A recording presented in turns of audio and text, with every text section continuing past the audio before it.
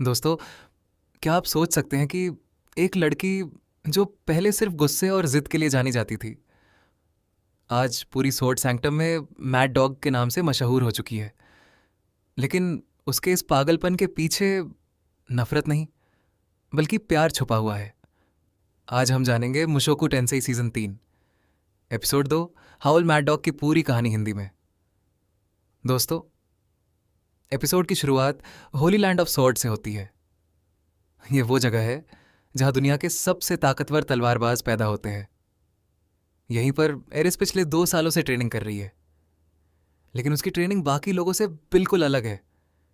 जहां दूसरे लोग आराम करते हैं, वहीं एरिस लगातार अपनी तलवार चलाती रहती है। सुबह सूरज निकलने से पहले और रात को सबके सो जाने के बाद भी वो अकेले प्रैक्टिस करती रहती है। उसका एक ही लक्ष्य है, खुद को इतना मजबूत बनाना कि एक दिन वो रूडियस के साथ बराबरी से खड़ी हो सके। दोस्तों, जब एरिस ने रूडी को छोड़ा था, तब उसने एक चिट्ठी लिखी थी जिसमें सिर्फ इतना लिखा था, हम दोनों अभी एक दूसरे के लायक नहीं हैं। लेकिन रूडी ने उसका गलत मतलब निकाल लिया। वहीं दूसरी तरफ एरिस का इरादा बिल्कुल अलग था। वो खुद को कमज़ोर महसूस कर रही थी। उसे लगता था कि रूडी उससे कहीं ज़्यादा महान इंसान है, और अगर उसे उसके साथ रहना है तो पहले खुद को बेहतर बनाना होगा। होली लैंड में आने के बाद एरिस ने अपना पूरा जीवन तलवार को समर्पित कर दिया। उसके अंदर अब सिर्फ एक ही जुनून बचा था, ताकत हासिल करना। यही वजह है कि बाकी छात्र उससे डरने लगे, क्योंकि उसकी आंखों में एक अजीब सी दीवानगी दिखाई देती थी। इसी वजह से लोग उसे मैड डॉग बुलाने लगे, क्योंकि जब वो लड़ती है तो बिल्कुल एक जंगली जानवर की तरह हमला करती है। उसके वार तेज़ है, उसकी स्पीड डरावनी है, और उसका आत्मविश्वास बाकी लोगों से कहीं ज़्यादा है। लेकिन इस मैड डॉग के पीछे एक लड़की का टूटा हुआ दिल छुपा हुआ है, जो सिर्फ अपने प्यार के लिए मजबूत बनना चाहती है। होली लैंड ऑफ सोर्ड में एरिस की ताकत दिन ब दिन बढ़ती जा रही थी। अब उसकी स्पीड और ताकत देखकर सीनियर योद्धा भी हैरान होने लगे थे।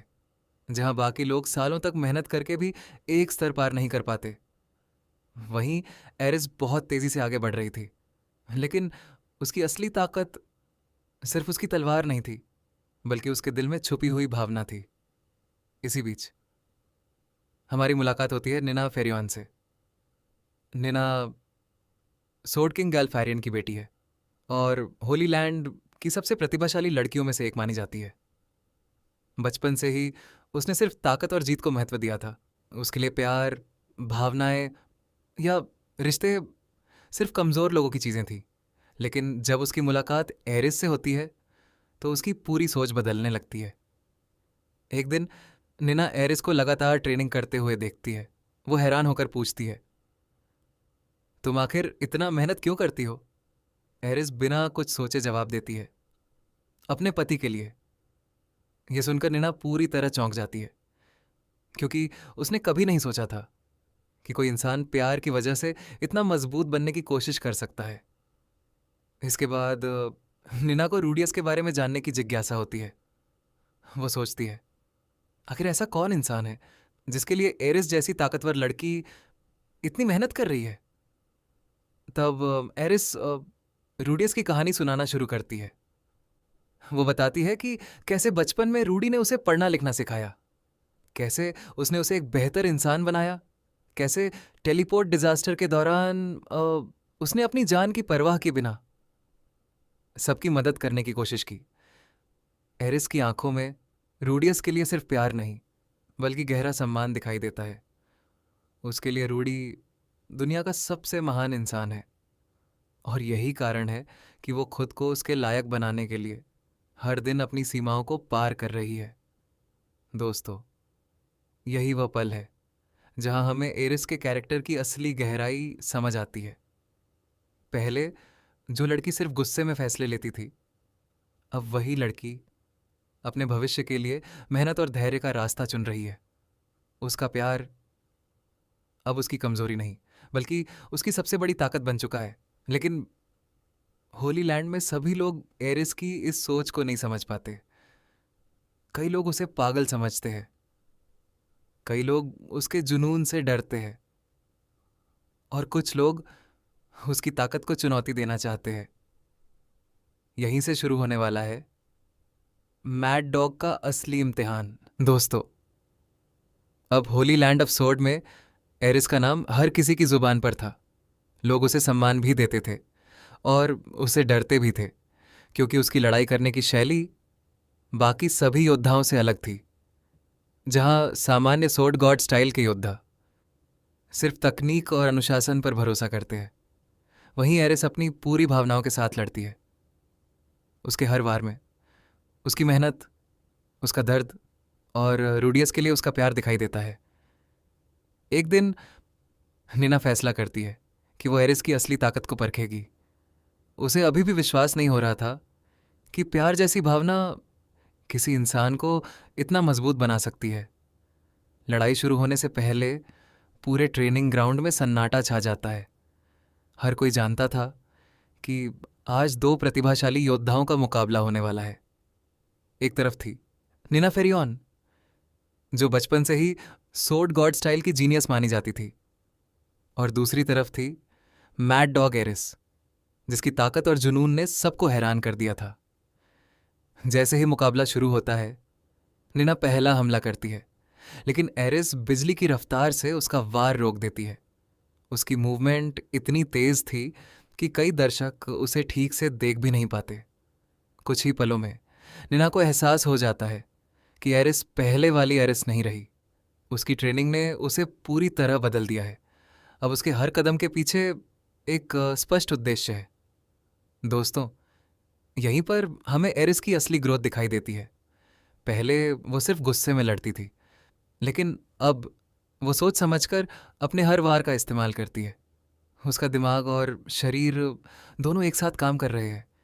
लड़ाई के दौरान निना पहली बार डर महसूस करती है, क्योंकि एरिस के अंदर एक अजीब सी ऊर्जा दिखाई देती है। ऐसा लगता है जैसे उसके पास हार मानने का कोई विकल्प ही नहीं है। कुछ ही देर बाद एरिस एक जबरदस्त हमला करती है और निना को पीछे हटने पर मजबूर कर देती है। पूरा मैदान स्तब्ध रह जाता है। अब हर कोई समझ चुका था कि मैड डॉग का नाम यूं ही नहीं पड़ा। लेकिन दोस्तों, इस जीत के पीछे सिर्फ ताकत नहीं थी। इसके पीछे था एरिस का वो वादा जो उसने खुद से किया था।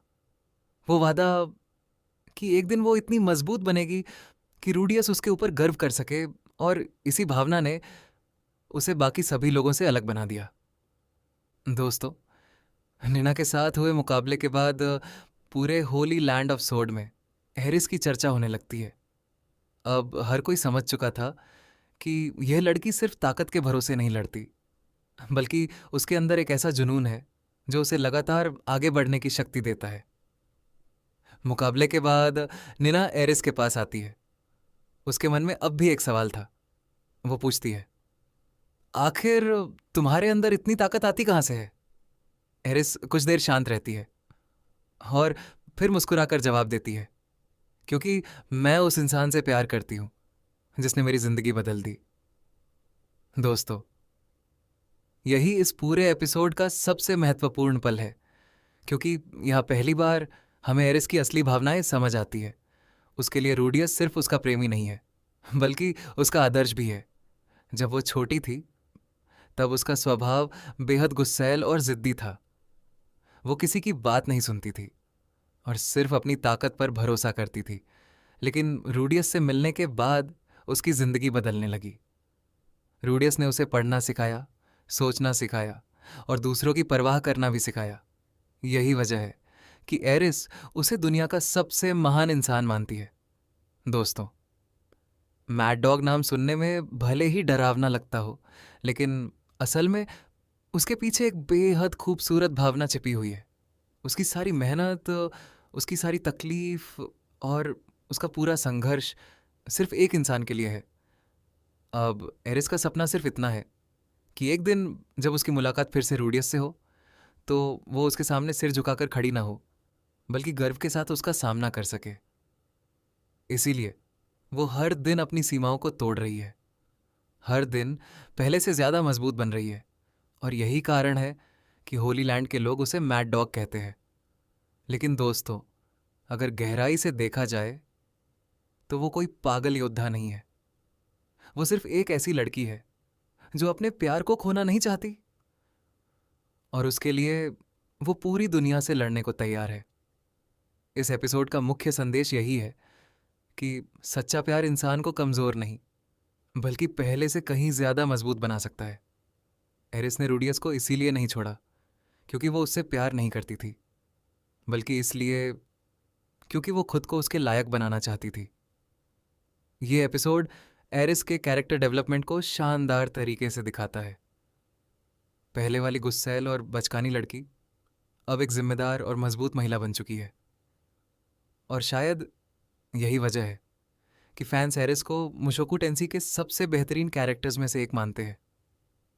तो आपको क्या लगता है, जब एरिस और रूडियस की दोबारा मुलाकात होगी तो क्या रूडी उसे माफ कर पाएगा, या फिर उनकी कहानी एक नया मोड़ लेगी? अपनी राय कमेंट में ज़रूर बताना। अगर वीडियो पसंद आई हो तो लाइक, शेयर और चैनल को सब्सक्राइब करना बिल्कुल मत भूलना। हम मिलेंगे अगली शानदार एनीमे एक्सप्लेनेशन वीडियो में।